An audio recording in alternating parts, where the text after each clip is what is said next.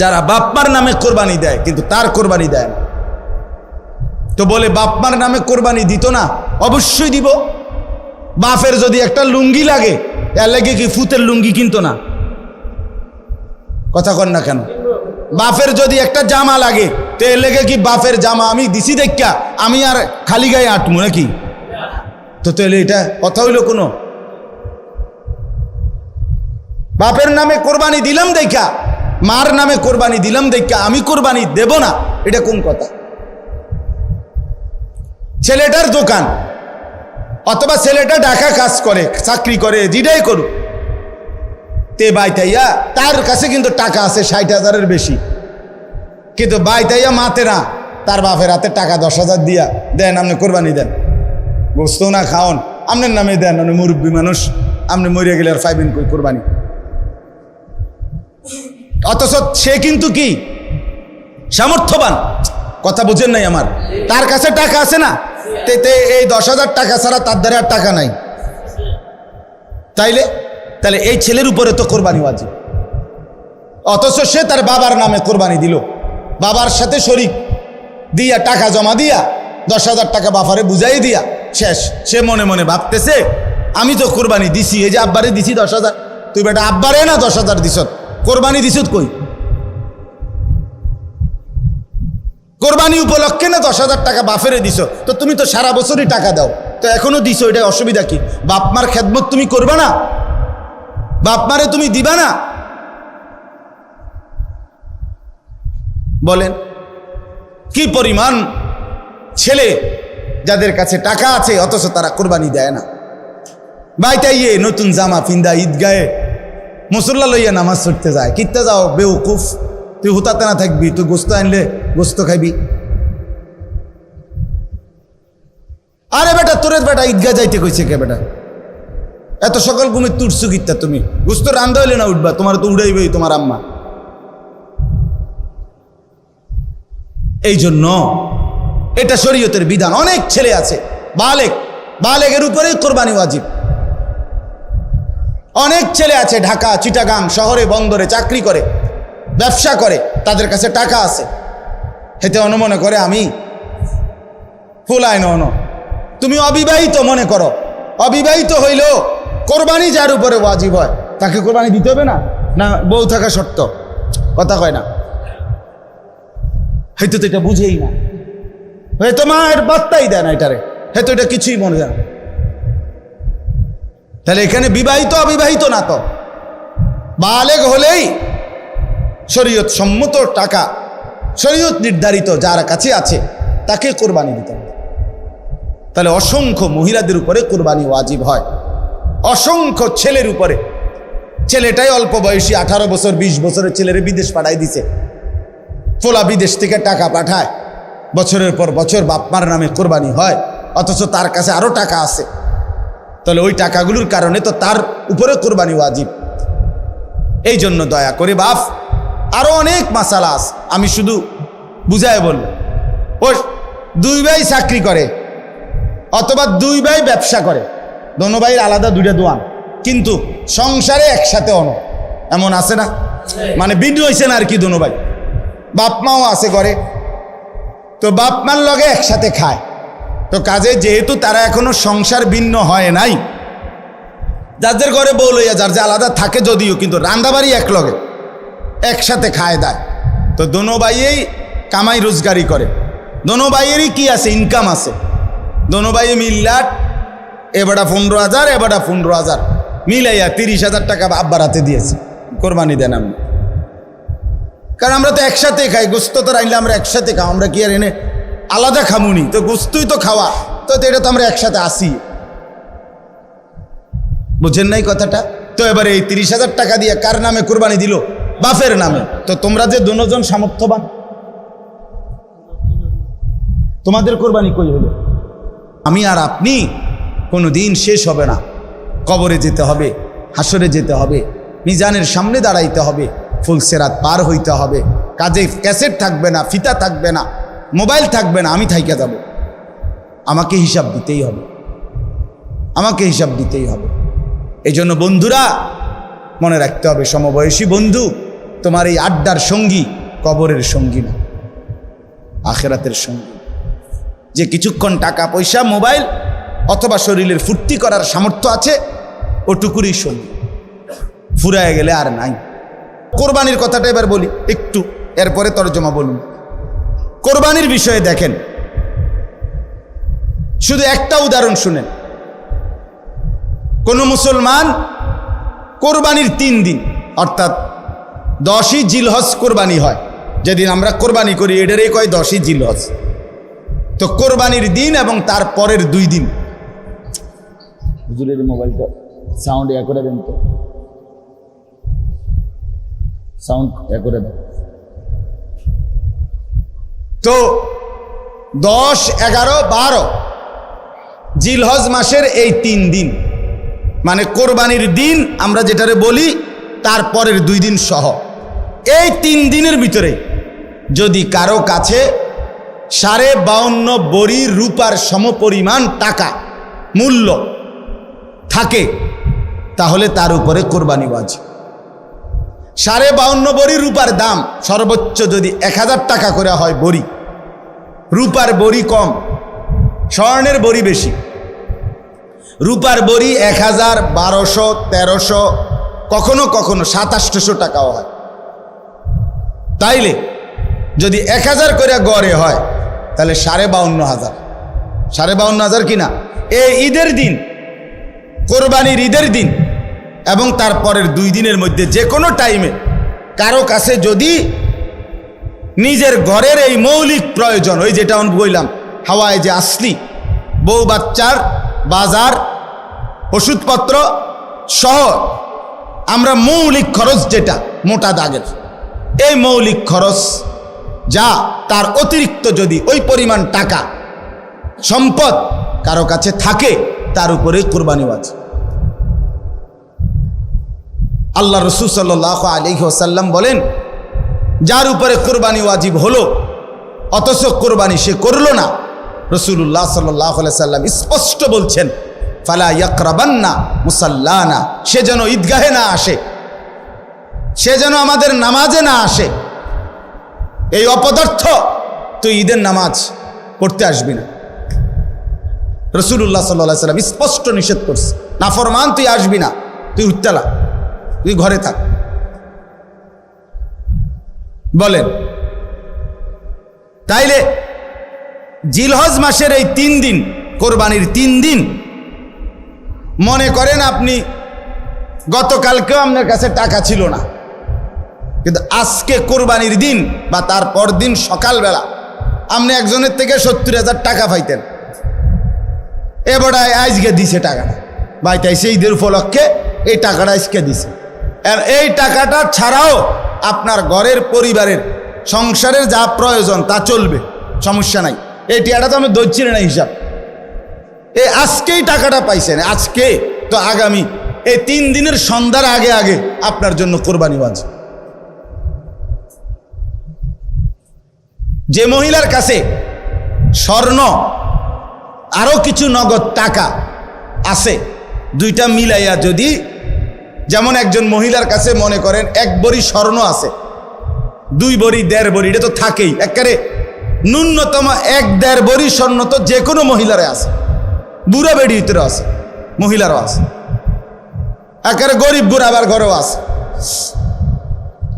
সাথে যদি ওই 3 দিন এই মহিলার কাছে আলগা কিছু টাকাও আছে, 10,000, 5,000, 20,000, 15,000, উনার টাকা, এটি উনার মহিলার নিজের টাকা, স্বামী দিছে, নয়তো ছেলে দিছে, নয়তো বাপের বাড়ির থেকে দিছে, যেমনি হোক দিছে, এই স্বর্ণ আর ওই টাকাটা মিলাইয়া যদি 52,500 টাকার দামের চাইতে বেশি হয়, এই মহিলার উপরে কোরবানি ওয়াজিব, নিঃসন্দেহে ওয়াজিব। তাইলে 1 বড়ি স্বর্ণের দাম তো হলো 80,000, ওনার কাছে আরও আছে 5,000 ব্যক্তিগতভাবে টাকা, তো 85,000 ধরেন, তো 85,000 টাকা 52,500-এর চাইতে কম তো তাইলে এই মহিলার উপরে কোরবানি ওয়াজিব হলো কি না? কই আমাদের সমাজে কয়জন মহিলার কোরবানি দেয়? বেড়িতে গুস্তও না খাবায়, কিন্তু কোরবানি কো রুটি গোস্ত না খায় উনি, কিন্তু কোরবানি হইও করি না। রাসূলুল্লাহ সাল্লাল্লাহু আলাইহি ওয়াসাল্লাম বলেন, যে ব্যক্তি সামর্থ্য থাকার পরেও কোরবানি করলো না, সে যেন আমাদের নামাজে না আসে। কি পরিমাণ ধমক দিছে! তাহলে আমি এই দুইটা মাসালা আপনাকে বুঝাই, কোরবানির বিষয়েও বোঝা দরকার। আপনি মনে করেন ছেলেটা বিদেশ, অধিকাংশ মানুষের ছেলে বিদেশ আছে, তাহলে সে টাকা রোজগার করে। এখন হে প্রত্যেক মাসে বা 2 মাসে 3 মাস পর পরই বাফেরে 20,000 30,000 টাকা দেয়। এই ছেলেটা বাফের লাগিয়া পাঠায়, বাপ মার লাগিয়া। এখন কোরবানির সামনে এই উপলক্ষে ছেলেটা 30,000 টাকা পাঠাইছে, অথবা অন্যান্য বারের চাইতে 5,000 বেশি পাঠাইছে। ধরেন আগে পাঠাইতো সবসময় 30,000, যেহেতু কোরবানি এই জন্য পাঠাইছে 40,000।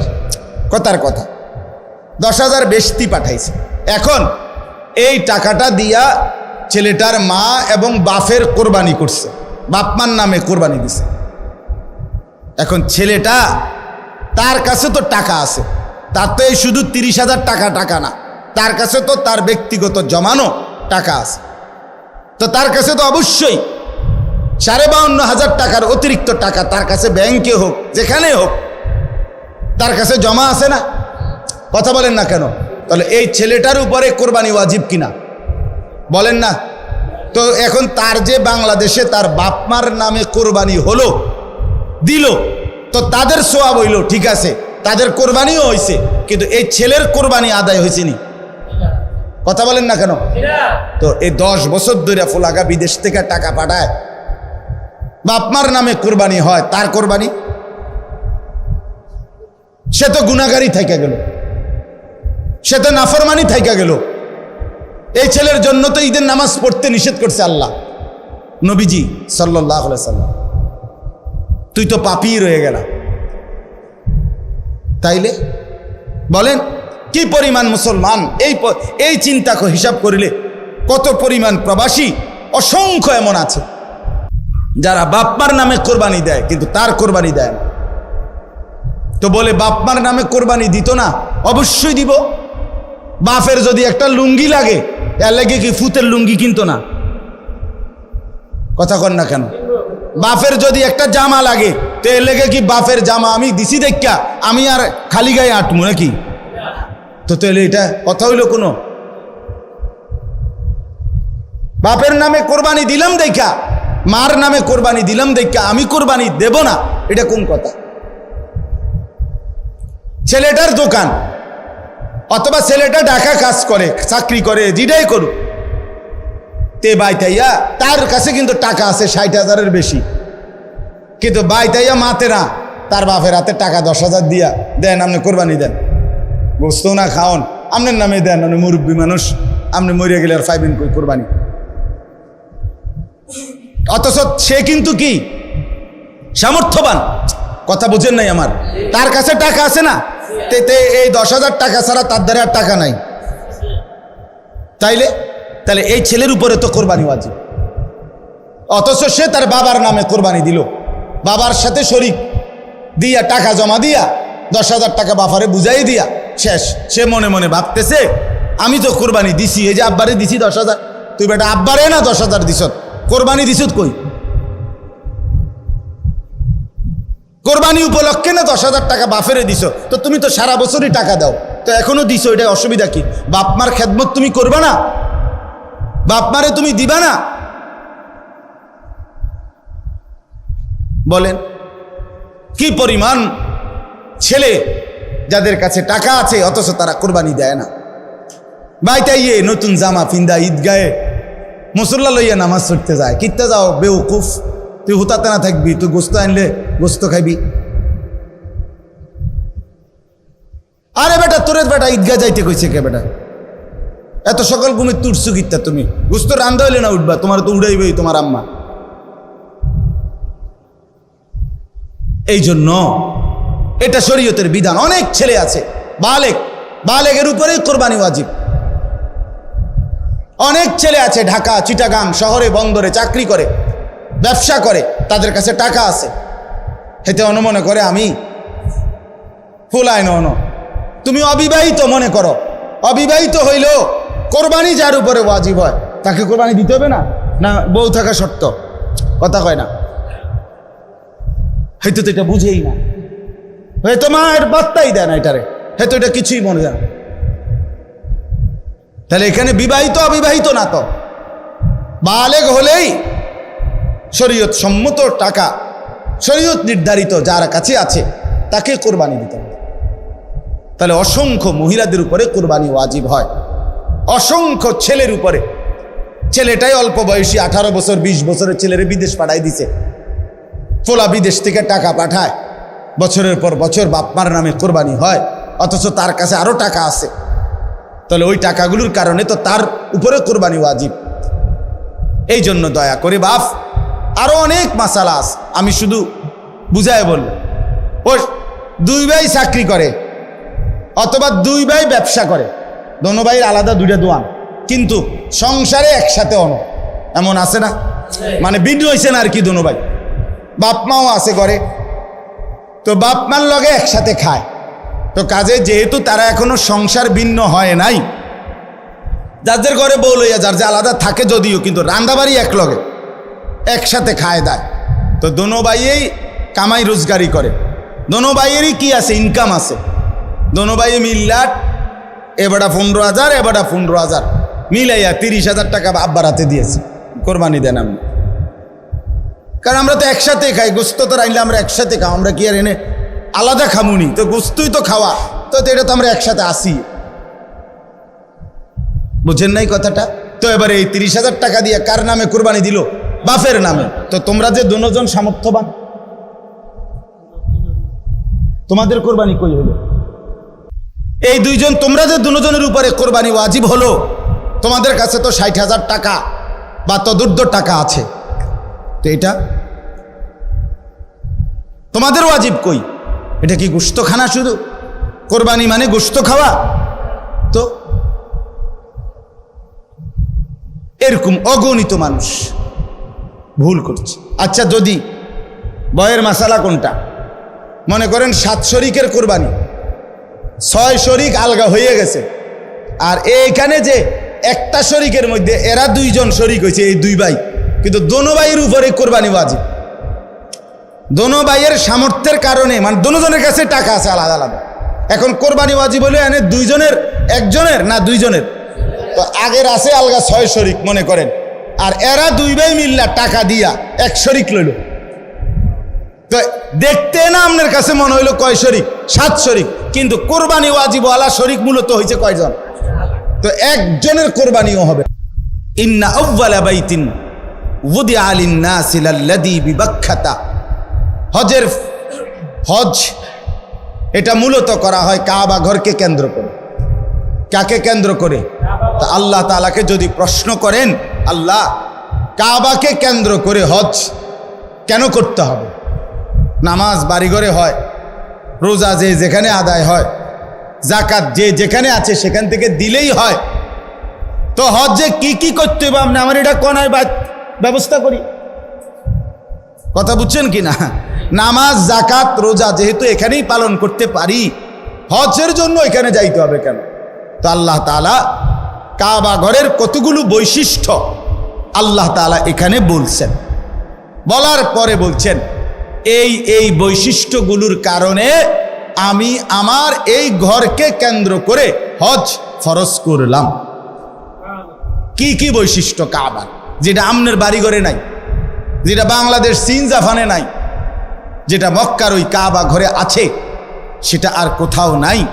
ওই বৈশিষ্ট্যগুলো শুধু সেখানেই পাওয়া যায়, অতএব সেখানেই হজ করতে হবে।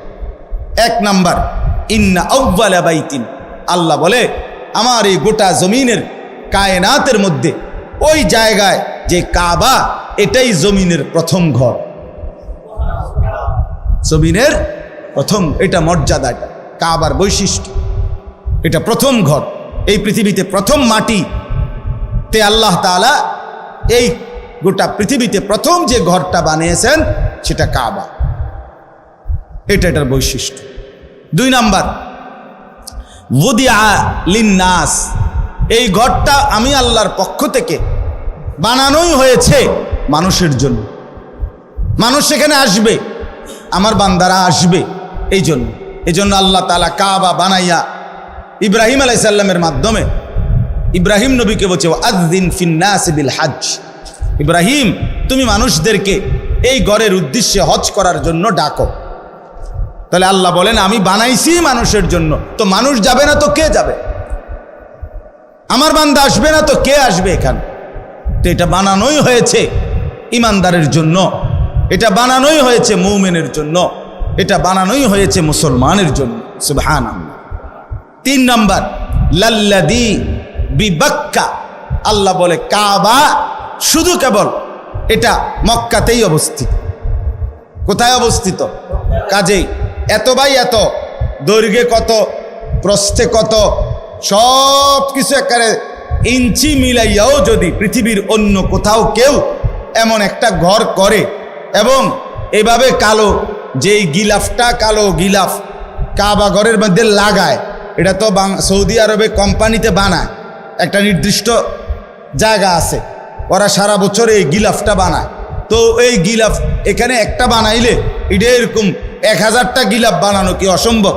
তো এটা জায়গায় জায়গায় এরকম একটা ঘর বানাইয়া গিলাফটা লাগাইয়া দিলেই তো হয়। আল্লাহ বলে না, হয় না।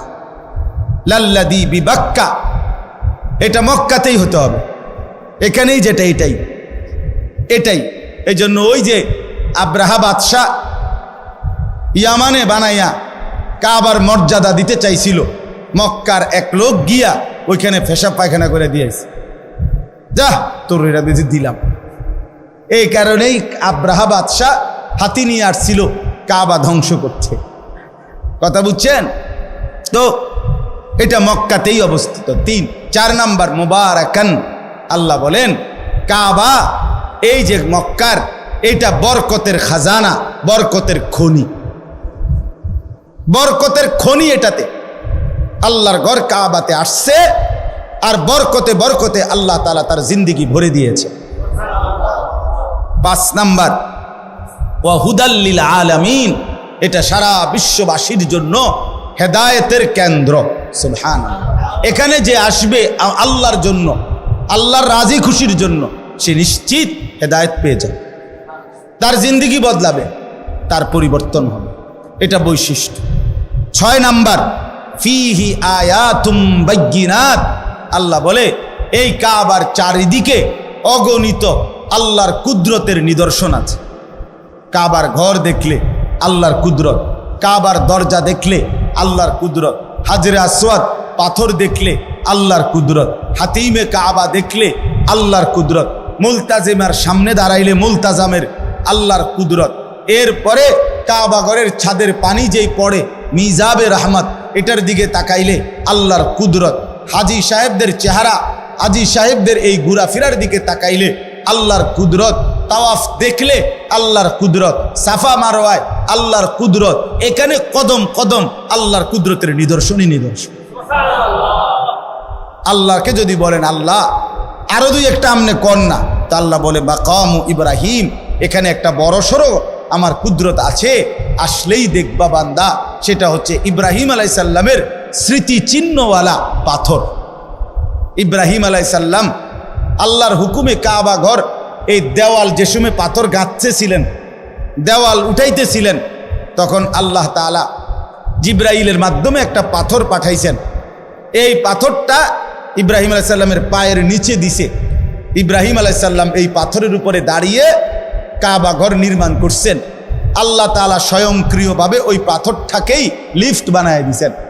এটা ইব্রাহিম আলাইহিস সালামের প্রয়োজনে উপরে উঠতো, নিচে নামতো।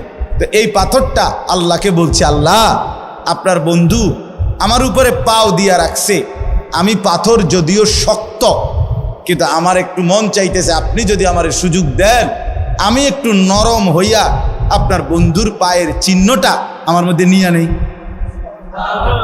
তা আল্লাহ তা বলছে ঠিক আছে। তো পাথর নরম হইছে, ইব্রাহিম আলাইহিস সালামের 2 পাও পাথরের মধ্যে দাইবা গেছে, একবারে খাপে খাপ পায়ের চিহ্ন লাইগা গেছে। এখন আজ 6000 বছর পরেও ইব্রাহিম আলাইহিস সালামের সেই পায়ের চিহ্ন বিশিষ্ট পাথর ওইখানে অবিকল একই রকম আছে। ফিহি আয়াতুম বাইয়িনাত, মাকামু ইব্রাহিম। এটা বৈশিষ্ট্য, আপনি গেলে দেখবেন। চলেন যাই, বলেন ইনশাআল্লাহ। যে দিল আল্লাহর ঘর দেখতে চায় না সেটা কোনো দিলে না, তুই বেটা কোনো মুসলমান মহব্বতওয়ালা হলি না। যেই কলিজায় আল্লাহর ঘর দেখতে চায় নাই সে তো আল্লাহকে ভালোই বাসে নাই, আল্লাহকে মহব্বতই করে নাই। সুবহানাল্লাহ। ওয়ামান দাখালাহু কানা আমিনা। এই শেষ বৈশিষ্ট্য হলো, আল্লাহ বলে আমার এই কাবা এমন জায়গা, এখানে আসলেই নিরাপদ, আসলেই নিরাপদ, গুনাহ থেকেও নিরাপদ, নাফরমানি থেকেও নিরাপদ, শত্রুর হামলা থেকেও নিরাপদ, কারো জুলুম অত্যাচার থেকেও নিরাপদ। সুবহানাল্লাহ, নিরাপদ। ওমান দাখালাহু কানা আমিনা, ঢুকলেই নিরাপদ, ঢুকলেই নিরাপদ। আল্লাহ বলছেন এটা নিরাপদ। এই এত কিছু বলে শেষ কথাটা দেখেন, আল্লাহ তাআলা বলেন কাবার কি কি বৈশিষ্ট্য কইল? 9টা বৈশিষ্ট্য কইছে। 1 নাম্বার, এটা প্রথম ঘর। 2, মানুষের জন্যই বানানো হয়েছে। 3, মক্কাতেই অবস্থিত। 4, বরকতের কেন্দ্র। 5, সারা পৃথিবীর মানুষের হেদায়েতের কেন্দ্র। 6, এখানে অগণিত নিদর্শন আছে চারিদিকে। 7, এখানে মাকাম ইব্রাহিম আছে। 8, এখানে যে ঢুকবে সে নিরাপদ হয়ে যাবে। এই 8টা, 9টা, 8টা। আবার ওই একটার ভিতরে তো অনেকটি, এখানে অনেক নিদর্শন আছে কইলে তো একটা একটা আলগা আলগা কইলে তো এখানে অনেকটি।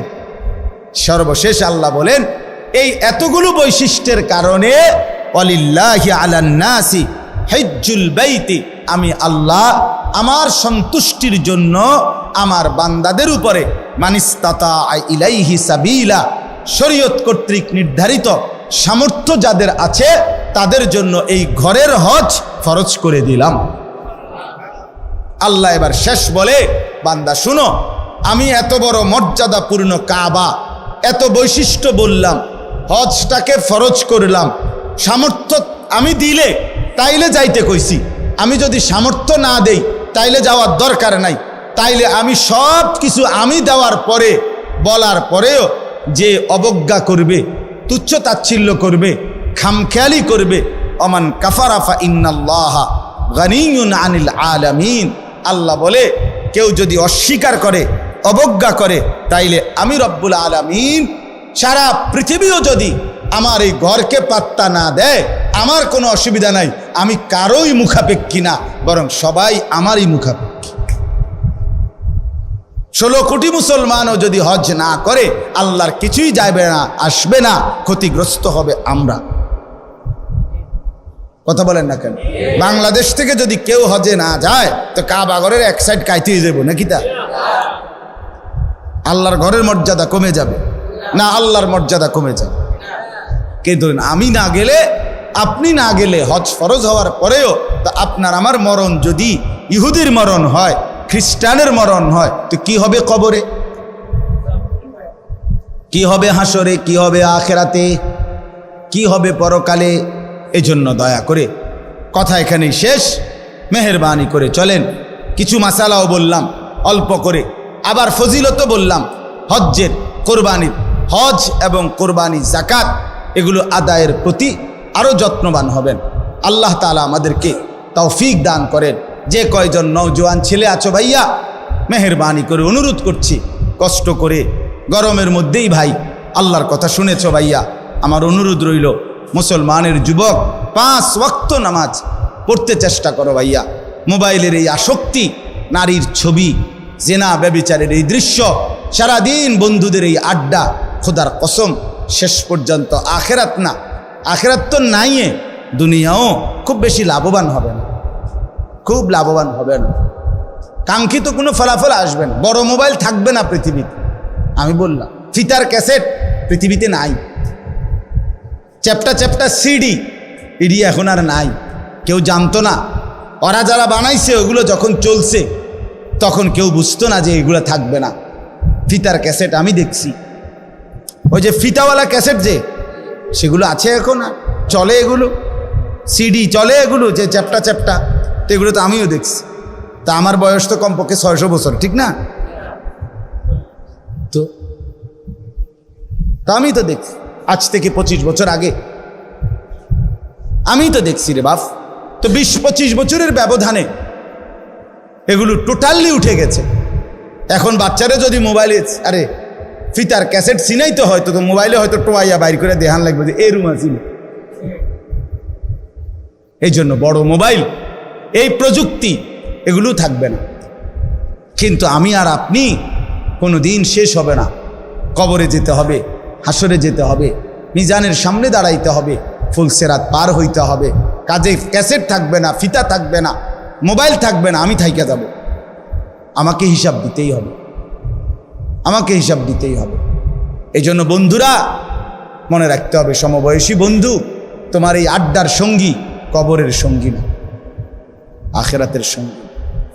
যে কিছুক্ষণ টাকা পয়সা মোবাইল অথবা শরীরের ফুর্তি করার সামর্থ্য আছে ওটুকুরই সঙ্গী, ফুরায় গেলে আর নাই।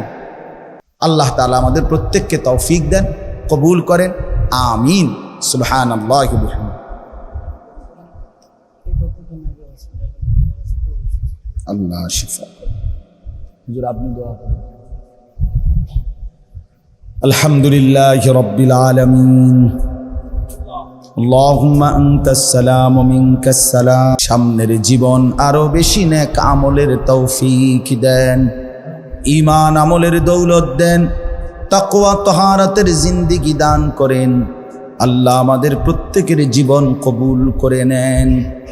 এলাকার সমস্ত কবরবাসীদেরকে মাফ করে দেন, কিয়ামত পর্যন্ত কবরের আযাব মাফ করে দেন। আল্লাহ জীবনটা সুন্দর করে দেন, আখিরাত সুন্দর করে দেন। জওয়ান যুবক ছেলেগুলোকে নামাজি বানিয়ে দেন। মুরব্বী বাবা চাচাদেরকে আরো বেশি নেক আমলের তৌফিক দেন। মা বোনদেরকে পর্দা পুশিদা দান করেন। আল্লাহ মাদ্রাসাখানা আপনি কবুল করে নেন। আল্লাহ মাদ্রাসাটা আপনি কবুল করে নেন। আপনি চাইলে সবই হবে, আপনি না চাইলে কিছুই হবে না। আপনার দয়া, আপনার রহম আপনি দান করেন। আল্লাহ আপনি কবুল করে নেন। মাওলা আপনি মেহরবানি করেন। আজকের এই ইসলাহি মজলিস আপনি কবুল করে নেন। আল্লাহ এই তালিমুস সুন্নাহ মাদ্রাসা আপনি কবুল করে নেন। আল্লাহ আয় আল্লাহ এত বড় বুজুর্গ আল্লাহ ওয়ালা হুজুর, আল্লাহ ওনার হায়াতকে হায়াতে তয়্যিবা আফিয়া দান করেন, সুস্থতার হায়াত দান করেন।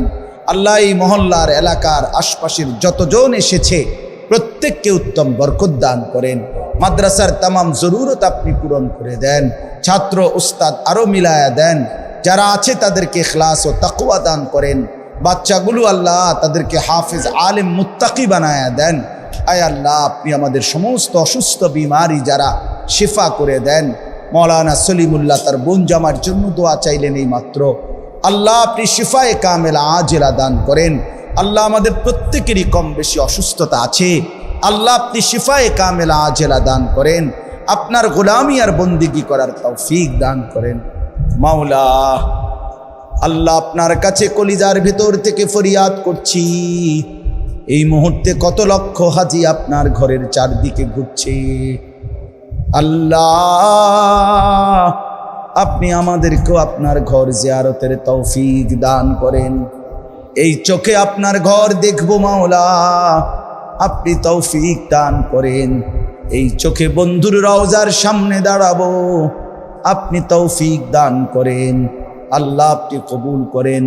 মাওলা আমাদের প্রত্যেকটা মুসলমান সামর্থ্যবানকে হজ, কুরবানি, যাকাত ঠিক মতো আদায় করার তৌফিক দান করেন। আল্লাহ প্রত্যেকের নেক মাকসাদ পূরণ করে দেন। প্রবাসী বিদেশি যারা সহি সালামতে নিরাপদে রাখেন, রব্বির হামহুমা কামা রব্বায়ানি সগীরা। সুবহান রাব্বিকা রব্বিল ইজ্জাতি আম্মা ইয়াসিফুন, সালামুন আলাল মুরসালিন, ওয়ালহামদুলিল্লাহি রাব্বিল